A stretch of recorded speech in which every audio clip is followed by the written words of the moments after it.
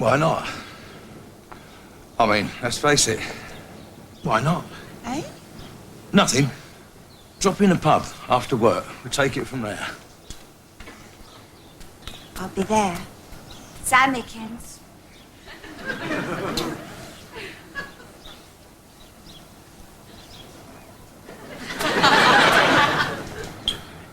Sammykins. Oh, my God. Yes. There you go. Oh, thanks. Here's to us, eh? To us. Hope you mean it, Angie. Sounding a bit insecure. Really? Can't think why. Now, come on. Open up. Down the hatch. And another one. Just one more for Mama. And...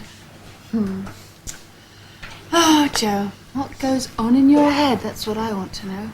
Hey? Hello? Hello? Come on, don't be shy. Hello? That's the third time that's happened. What? It happened twice while you were out buying oranges. The line went dead the moment I answered it. Presumably a wrong number. Hey, hard to tell, Angie. Could have been the right number, but the wrong person answering it. What's that supposed to mean? You tell me. Oh, I see. I suppose it's my lover, is it? Well, what am I supposed to think? Morning. Morning, Dad. Nice timing.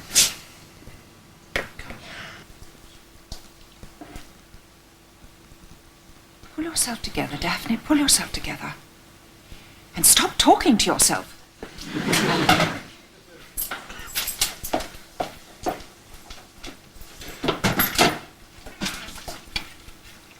Hello. Hi. Everything all right? I had a letter from Nanny Parker the other day. Why on earth would she want to write you a letter? Do you think you could read it, Mummy, now? Oh, darling, I'm up to my elbows in bubbles. Why don't you read it for me? Because I don't want to hurt you any more than I have to. I don't like the sound of that. Oh, come on, Mummy, dry your hands, read Nanny Parker's letter. And I'm only doing this because I love you. I don't like the sound of that either.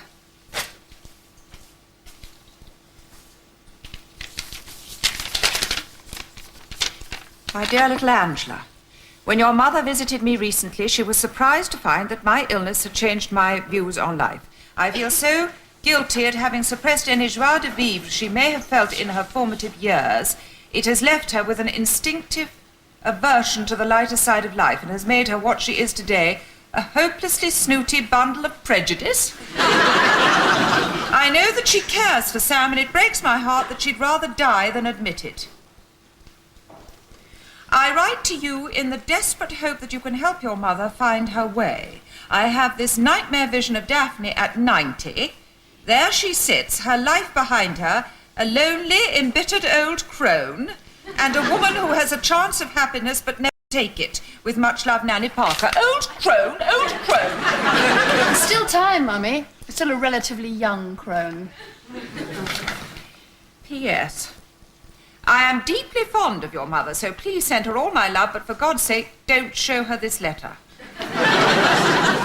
Well, Judas? I wasn't going to show it to you. Then why did you? I overheard a very interesting conversation recently. There were these two women, and the first woman said, "Is your relationship with Sam strictly platonic?" And the second woman didn't say yes. Well, that left me wondering why the second woman wanted to keep the first woman guessing.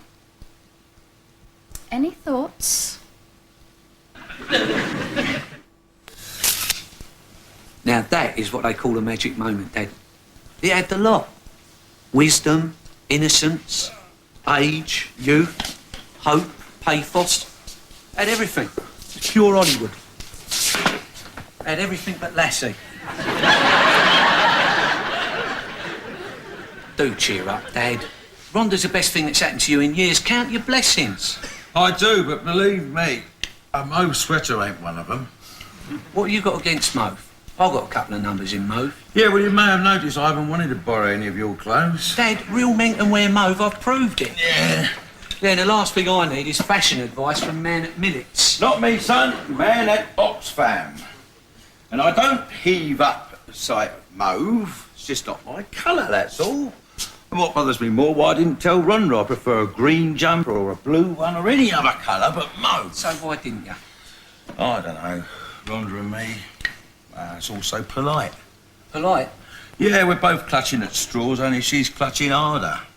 Which tells me it ain't going to work out. Dad, you've got to grab what happiness you can while it's on offer. I've spent your lifetime looking for a woman to equal your mum. I know, but none of them looked as good as Rhonda.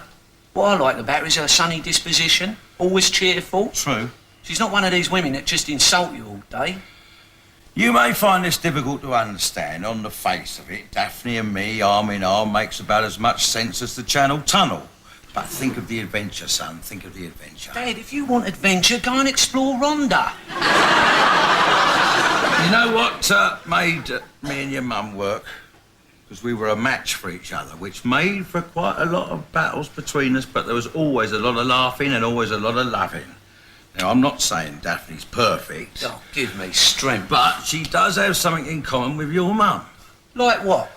Special kind of fire, son. Special kind of fire. Fire. Fire. What kind of fire are we talking about? Well, it ain't coal light. I don't believe this. Fire. Daphne. Yeah. Dad, a friendly warning from someone who cares. If in the unlikely event you ever do end up with Daphne in a sack, don't expect too much fire. Daphne's got about as much fire as a flickering pilot light. Why does everybody think I'm after Daphne's body? You're as bad as she is. That's about the worst insult I've had all my life. I must be about the most misunderstood man alive. I mean, I want to know that woman, body and soul. Body and soul. And not just in that order. All right. Another thing, not one of them, your mum nor Daphne, ever called me Sammykins. You're kidding. She called you Sammykins? Yeah, I'll keep telling myself she meant it as a joke, but the more I think about it, the more depressed I get. I've got a horrible feeling that when Rhonda says Sammykins, she means it. Keep smiling, Dad. Whichever way it goes, it's all good copy for my article. You forget about that article. No way, Dad. This article will get me noticed. Not as much as it get me and Daff noticed. But, Dad... Look, I don't want the nation sniggering at me and Daff over their cornflakes. I wouldn't be sniggering. Nick, Daphne sees herself as a very virtuous lady. It would kill her if people started signing up to her in Tesco's going nudge, nudge. Oh, I'm sorry, Dad. But you, Daphne, Rhonda, it's human interest dynamite, and I'm going ahead with it. I said no. With all due respect, Dad, I can do what I like. True, but with all due respect, son, I'm bigger than you are. Well, with all due respect, Dad, you're living in my basement and you're paying me peanuts for the flaming privilege. If you keep this up, I should be charging you the going rate for hundreds of hours of unpaid babysitting I put in. How about if I change the names? Now, come on, that's fair. Yeah, all right. But no photos. Absolutely no photos. How can I be a photojournalist without photos? That's life, son. Never easy. No photos, eh? Thanks a bunch, Daddy Kids.